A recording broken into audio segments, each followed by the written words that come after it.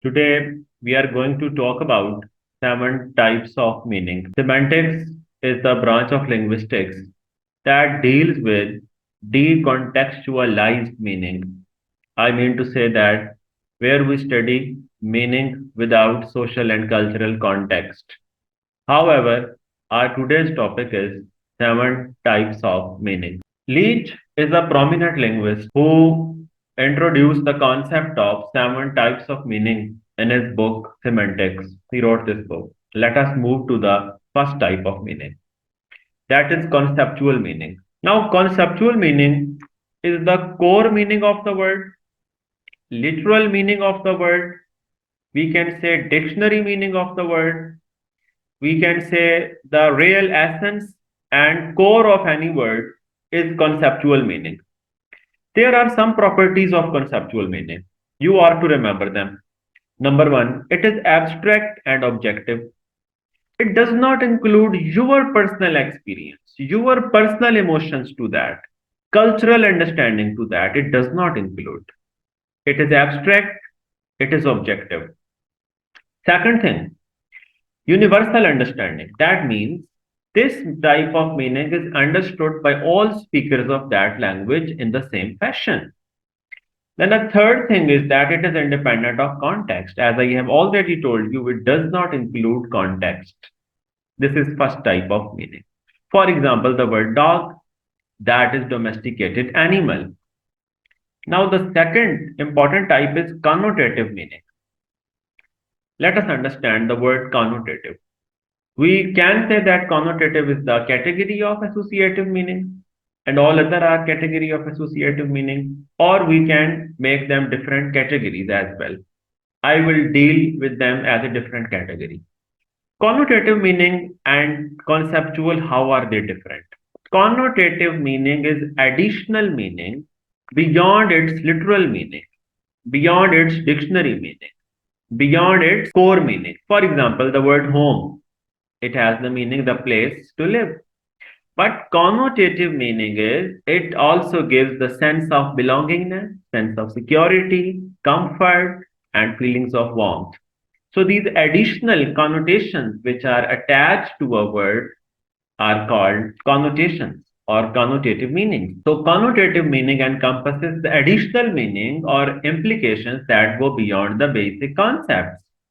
Then these connotative meanings may involve so many things, maybe emotions, maybe attitudes, maybe evaluative judgments associated with the word in a particular culture. The next is associative meaning.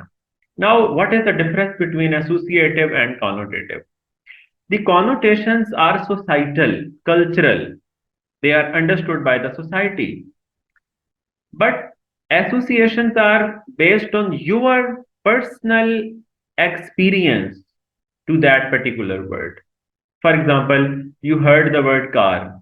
So you remember your own first car and your experience with that car. So this is associative meaning attached to that word based on your personal experience beyond the core concept or literal meaning of the word.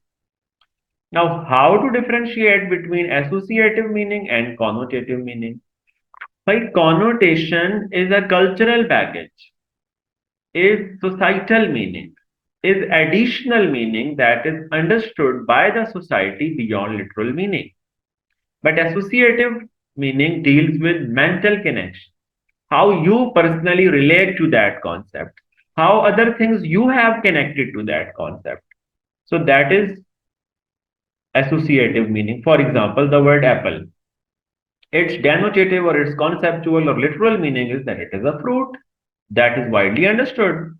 But when it may evoke some memories of apple picking on a sunny day, so that is association which you bring to a particular word. So that is associative meaning. Then we have social meaning. It is very interesting. When a word has connotations like or information about your social status, about your social identity, and about your relationship with others. For example, there are some words that have the connotation of formality. There are some words that imply informal meaning. For example, the dialect of a word may reflect your identity, your regional identity, your social identity.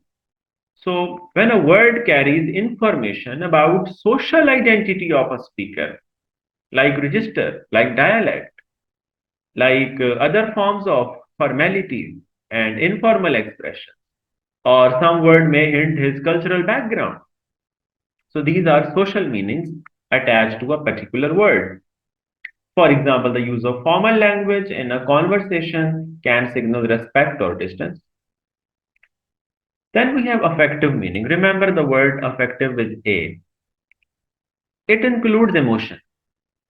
Affective meaning is related to emotion when feelings and emotions are expressed through words. Let me give you some beautiful example of this. For example, words that shows some negative or positive evaluation that convey some approval or disapproval, like hate.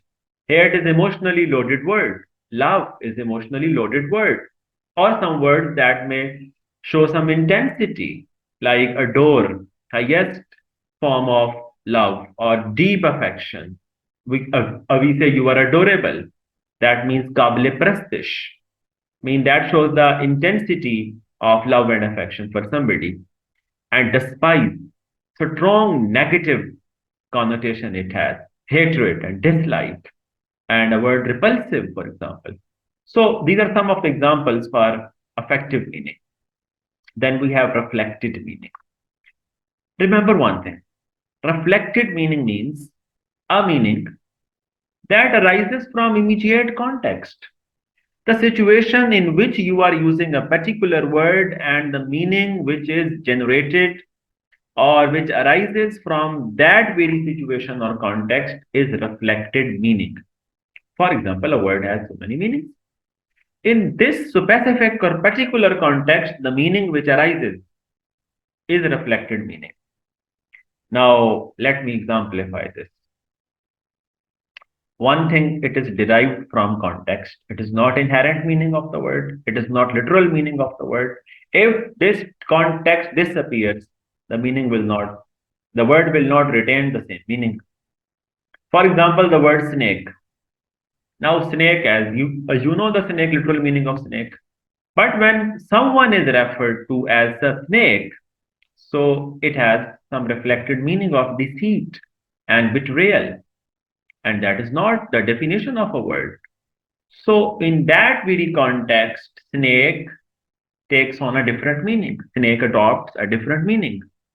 So, this is how we can understand reflected meaning that arises from immediate situation. Social meaning is that shows the social status or social identity of a person. Connotation is contextual meaning prevalent in a particular culture or given by the society. Associative is your personal emotion or experiences attached to that. Then reflected meaning is context dependent. It is always dependent on the context and arises from immediate situation or conversation.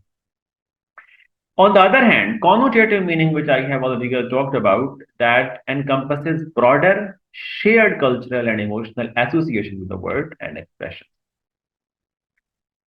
For example, the dinner party was a disaster. Now you know literal meaning of disaster, tabahi. But when we say dinner was a disaster, oh sorry, a dinner party was a disaster, that means it did not go well.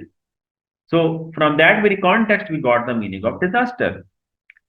And do not confuse it with polysemy. Polysemy is a different thing and reflected meaning is different thing. He is a real bookworm. Now, bookworm here reflects the meaning of a person who has a strong interest in reading. So through context, you know that you are talking about a particular person and worm attached to book gives that meaning. Collocations or collocative meaning, a very beautiful thing in language. In language, traditionally or typically, co-occurrence of words.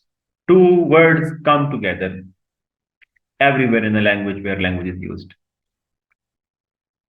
That is related to the typical co-occurrence of words in language. It focuses on the words that tend to appear together.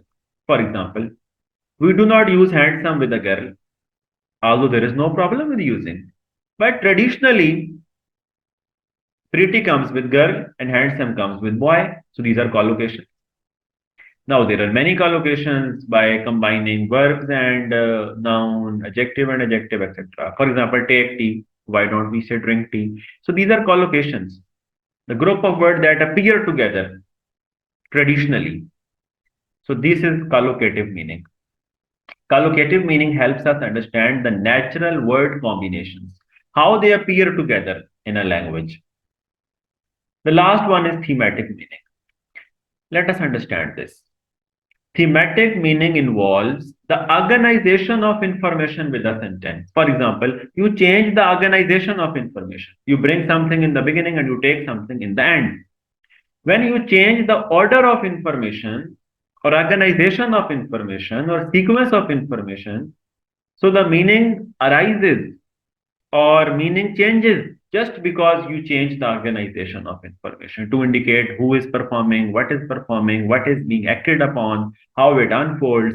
Let us exemplify. The cat chased the mouse.